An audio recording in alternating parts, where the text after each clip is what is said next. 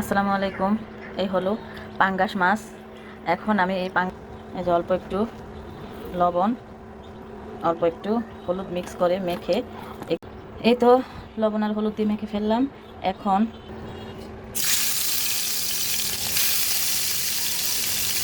মচমচ করে ভাজবো, ভেজে তারপরে দেখাবো। এই যে মাছ ভেজে ফেললাম, তেলের মধ্যে পেঁয়াজ দিয়ে দিলাম।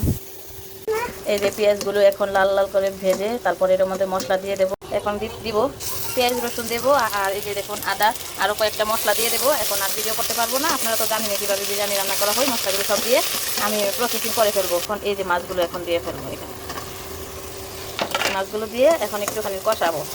এই যে 2-3 মিনিট এটাকে কষিয়ে নিলাম। এখন এইটার মধ্যে আমি চাউলগুলো এভাবে এই যে দিয়ে দিচ্ছি, ঠিক আছে। এই তো চালগুলো দিয়ে ফেললাম। এখন এটাকে একটুখানি নেড়ে চেড়ে তারপরে এটার মধ্যে পানি দিয়ে ফেলবো। আর চালও আমি বেশি দেই নাই, আমি আধা কেজি মানে। এই যে ভাজা হয়ে গেছে, এখন এটার মধ্যে গরম পানি দিয়ে দেবো। যে পানি দিয়ে দিলাম, ডবল দেবো কারণ চালটা একটু পুরান সেজন্য লাস্টে দেখাবো। এই যে হয়ে গেল কমপ্লিট রান্না। এখন এটাকে দেখে উল্টিয়ে কি অবস্থা।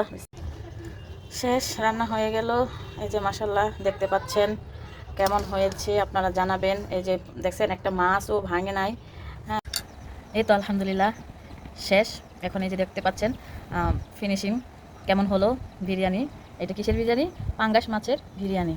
তাহলে সবাই ভিডিওটা শেষ পর্যন্ত দেখবেন, দেখে কমেন্ট করে জানাবেন কেমন হলো রান্নাটা এবং বিরিয়ানিটা। সবাই ভালো থাকবেন, আল্লাহ হাফেজ।